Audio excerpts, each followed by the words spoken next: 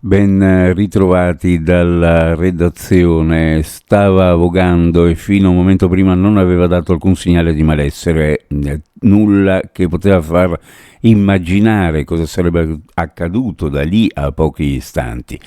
Aveva 50 anni, era originario della zona del lago di Garda, l'uomo deceduto ieri pomeriggio sul molo Audace in seguito a un arresto cardiaco improvviso che l'ha colto mentre era in corso una competizione di canottaggio valida per il campionato italiano di Coastal Rowing 2025. Il cinquantenne faceva parte della società canottieri Garda Salò, era presente l'intero team. Un furgone è stato divorato da un incendio scoppiato sul raccordo autostradale 13. Sul posto sono giunti i vigili del fuoco che, dopo essersi accertati che tutte le persone fossero riuscite ad uscire in maniera autonoma dal furgone, hanno spento le fiamme. I vigili del fuoco hanno dovuto utilizzare anche la schiuma per così estinguere l'incendio. Non sono risultate persone ferite, sul posto anche polizia stradale e personale dell'ANAS. La carrozza 406 del tram di Opicina in partenza da Piazza Dalmazia ha subito un guasto al convertitore di alimentazione che ne ha interrotto il servizio. Il mezzo è stato trasferito al deposito di Opicina, dove sono immediatamente iniziati i lavori di riparazione con il supporto di ditte esterne specializzate.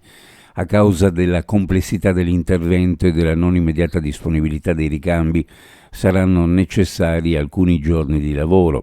Fino alla completa risoluzione del problema, il servizio tranviario della linea 2 tram Trieste Tram Tour saranno svolti con 2 sole vetture, anziché 3, per un totale di 39 corse giornaliere rispetto alle 59 abituali. I tanto discussi cassonetti intelligenti per l'indifferenziata appena collocati in centro città non hanno convinto neanche il centrodestra.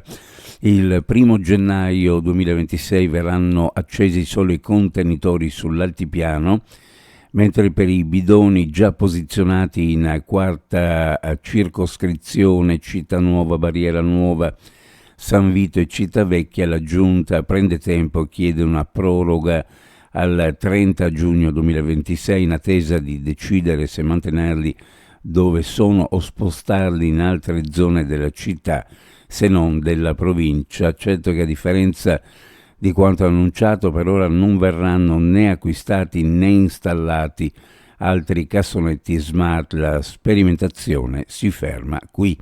I partiti di maggioranza tornano sui propri passi, per quanto fosse stata proprio la Giunta ad approvare il tutto nel 2024, completando così quanto coperto dal PNRR.